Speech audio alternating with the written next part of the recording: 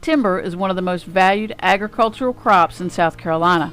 With 3/4 of South Carolina's forest land being owned by private landowners, their forest management decisions impact the environment, economy, and quality of life for everyone both in their community and the state.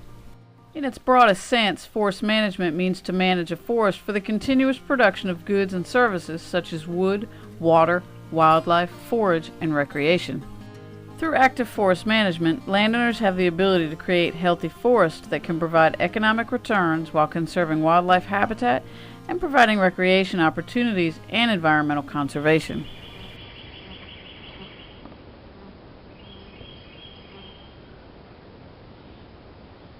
Good forest stewards use sustainable forest management practices through the growing, harvesting, and reforestation of a forest while preserving soil, air, water quality, wildlife, and plant habitat, in addition to preserving the aesthetics for both today and the future. Forests provide important wildlife habitat, and species are dependent on certain covers, food sources, and travel patterns.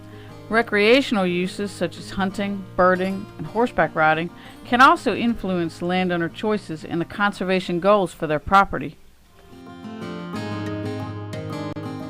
All wildlife need food, cover, water, and nesting habitat. Good forest planning ensures that diversity is maintained or even improved for these requirements. Planning for wildlife may include leaving or planting a variety of forest openings and/or tree species like mass trees, which provide seeds, nuts, and fruits, or snags or den trees for cavity nesting animals. Wide buffers on streams or wet seeps create riparian and amphibian habitat, while connected blocks create travel corridors for many species. Understory plantings or managing an area in a 3-year successive habitat benefits most wildlife.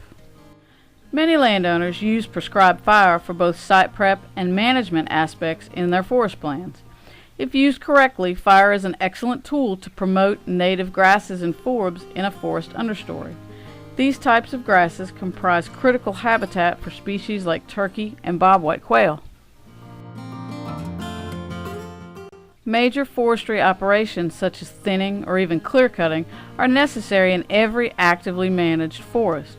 These operations can enhance or harm water quality, habitat, and site productivity, but a good forest manager will use best management practices to help reduce the chances of resource degradation.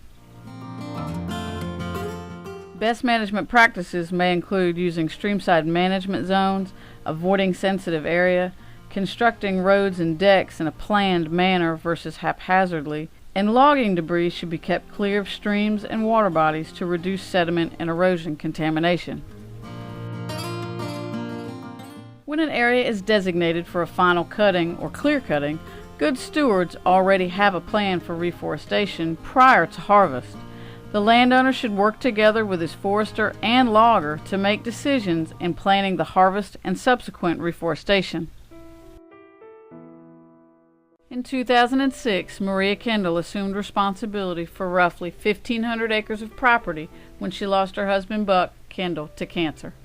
At first she was unsure of exactly what she needed to do because, in her own words, "I was only peripherally involved in Buck's original planning." Over the years she has spent countless hours and logged many miles learning about various tracts of land across Chesterfield County. In addition to learning about the properties themselves, she also had to learn the infinite nuances of timber management. By working with consulting forester Jason Kiker, they have continued the conservation dream that Buck had in 1987 when he started purchasing land to manage. Ms. Kendall maintains a comprehensive forest management plan that encompasses all of her properties and her goals. The plan and goals match the site and species on each tract, with consideration given to soil types, drains, and any wetlands that exist. Active forest managers like Ms. Kendall keep an eye on which stands of timber are rotating into a thinning or harvesting period. Then, as the market is right for those products, bids are accepted for thinning or clear cutting. In addition to harvesting, Ms. Kendall uses practices such as aerial and ground herbicide applications for pre-planting site preparation, as well as to manage any unwanted hardwoods or invasive species in her timber.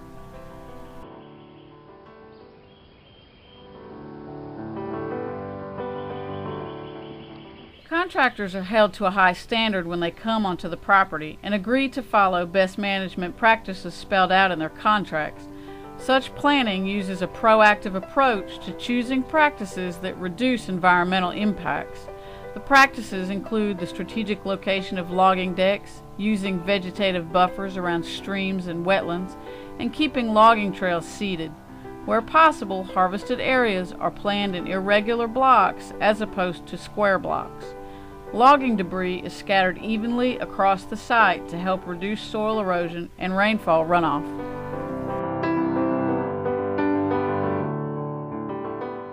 Miss Kendall may not have initially chosen to be a conservationist, but she certainly has embraced the very essence of what it means to be one.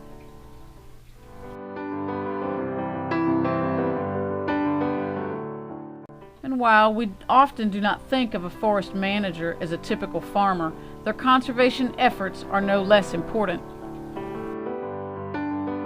It is our honor to recognize Maria Kendall as our Chesterfield Soil and Water 2013 Conservation Farmer of the Year.